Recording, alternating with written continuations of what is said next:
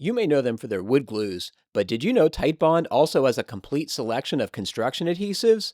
Designed for a variety of applications, Titebond's adhesives make any building or home improvement project a breeze with their high performing and durable formulas.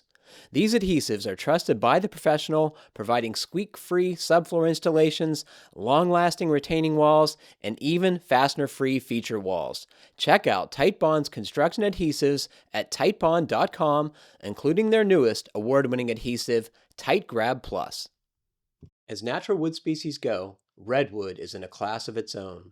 A sustainable alternative to tropical hardwoods, redwood is grown and harvested to the highest environmental standards in the world. Named for the dark red heartwood at the center of the tree, redwood imparts natural beauty, warmth, and durability to interior and exterior building applications, including decking, fencing, paneling, siding, exposed beams and timbers, pergolas, and other shade structures. To learn more about redwood from Humboldt Sawmill, please visit getredwood.com. Oh my gosh. So we have two folks who asked almost the same question. I'm going to read them both. And the timing was perfect because we happened to be at the Builder Show and I got to talk to a few folks about the subject. So here we go.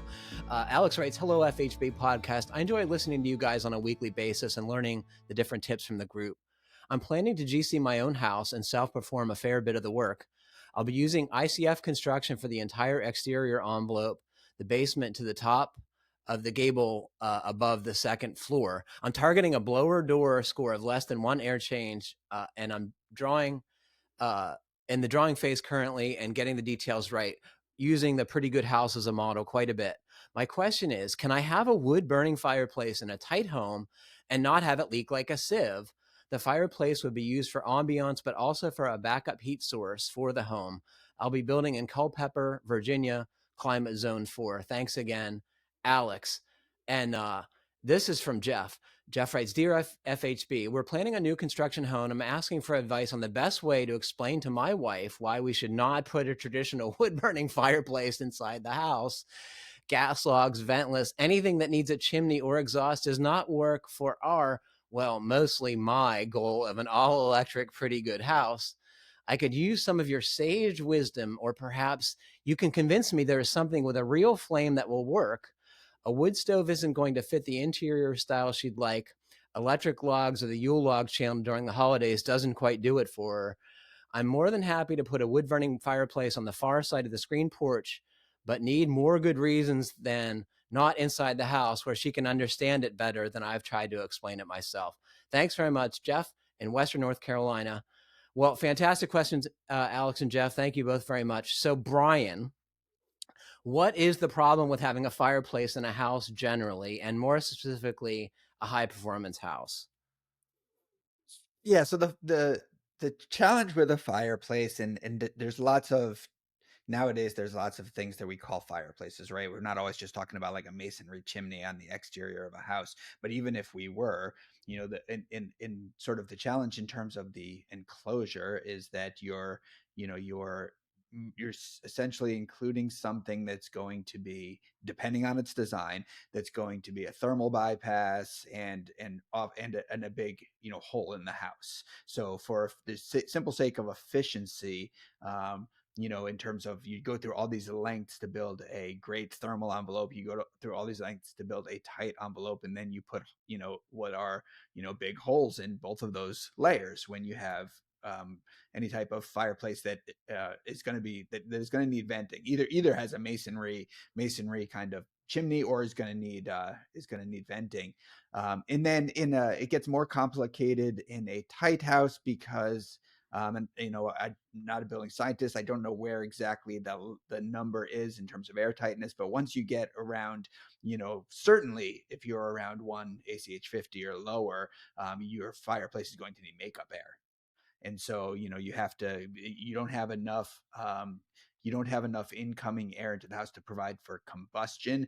And so you will need makeup air. And then which is, again, makeup air is doable, and there's actually even powered dampered makeup air units that you could potentially use to kind of make them, to minimize the energy penalty of makeup air. But one more concern with anything combustion in a tight house is backdrafting. So again, in any kind of fireplace, you could have problems if you have another exhaust appliance on in a tight house, and you don't have makeup air for that appliance, and now you're backdrafting.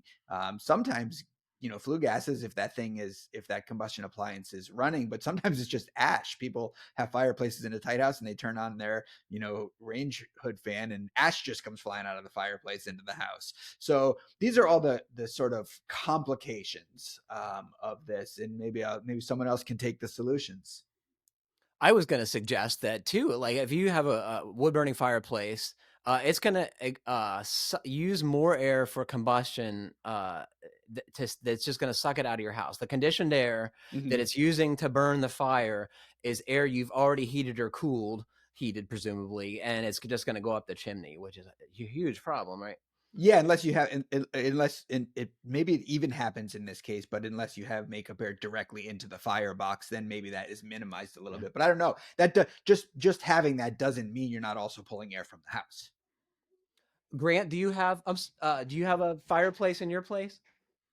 We have a little electric ambiance fireplace, which honestly my dog enjoys it more than I think we do. That's my dog's spot. His bed lays right in front of me. He loves when he's on to lay there. I don't know if it makes him feel warm or what goes on there, but yeah, I personally wouldn't put a wood burning fireplace or probably a traditional gas burning fireplace in any house, let alone a tight house. I mean, they do have sealed combustion, sealed units. We were actually talking about it at the Building Science Symposium in Las Vegas. That have the concentric vents where it brings air in the middle and exhaust on the outside.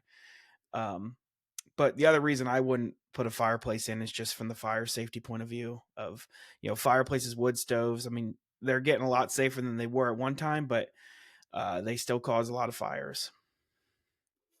It's interesting to think that one of the things that brings to mind to me is if you want a fireplace, buy an old house, because I think we have to kind of get over the fact that the way that we're building now and what the goals that we have in mind with both buildings and the buildings described by these two podcast listeners, they compete with fireplaces. The goals are competing. That goal of ambiance from a fireplace or even backup heat is competing with the goals of a tight, efficient, comfortable, safe, durable house. And so I think we just have to get over that. And if you need, backup heat, you go all electric. If you go all electric and then, if you go all electric and you're doing some renewables, some PV on your roof, and then you have a propane generator outside, great. You're doing everything really right. And then you have your backup heat source that a couple times a year is going to use a little propane. I would say if you have to have a solid fuel appliance, get a wood stove, not a fireplace. Way more efficient, way more controllable. You can have reliable supply air for combustion and dampers that work, and you can close it up. And to Grant's point about safety, I think it's far safer because your door is mostly closed instead of being open, where wood can pop and shoot sparks onto the carpet, whatever. It's funny. I did. Carl Seville walked into the press room at the International Builders Show, and I asked him this question and phrased it. Okay, husband wants to build a pretty good house. Wife wants a fireplace, and he goes, "No way."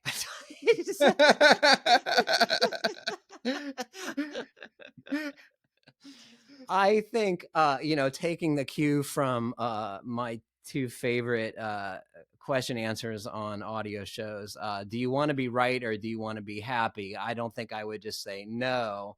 I think on the screen porch is a great solution.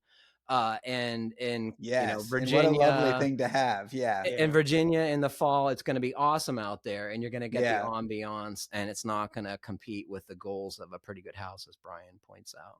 Yeah, and if you absolutely need a fireplace for ambiance and you want it to be an actual burning fireplace, I think you need to look at something that's sealed combustion box. They make them, they're expensive, but something that it's sealed completely. It's almost like it's outside. You get a little hole in your thermal envelope to get it in, but it takes care of its own makeup and exhaust. It's sealed off from the rest of the house with glass or however it is. yeah, that would probably be the best solution. But I like what Jeff said. I think out on the screen porch is also a great place for it. Like I said, this timing of this question was perfect. I spent some time walking the International Builder Show section of fireplace and hearth stuff, and saw gas appliances and electric. The gas ones are very convincing in many cases, and do have combustion air supplied from outside in many cases, and direct vent. So but they have the glass fronts, and folks who want a real fireplace are not going to probably like that. I spent some time looking at the electric fireplaces. There's 2 or 3 different technologies. Someone who wants a real fireplace, once again, I don't think is going to be satisfied with that solution. But if any of you all listening have ideas on what we should tell folks, I'd love to hear them. Did you ever consider with Amy, wood stove or fireplace in your house, Brian? No. And and frankly, I am with everyone who loves the charm and ambiance of a fireplace or wood stove. And I think when there's even a corner of our living area that would just be a sweet spot to have a nice little wood stove. And I feel the pain when it comes to that. But it just just like I described, it just didn't make sense here. This with all that we were trying to achieve here, it just didn't make any sense. Well, thank you both for the question. It's a good one, and it's appeared on GBA a couple times. And fireplaces and many other building decisions, I would say, are more emotional than based in intellect or what makes sense. And I don't think that should be discounted, but it makes it hard, right? Yeah.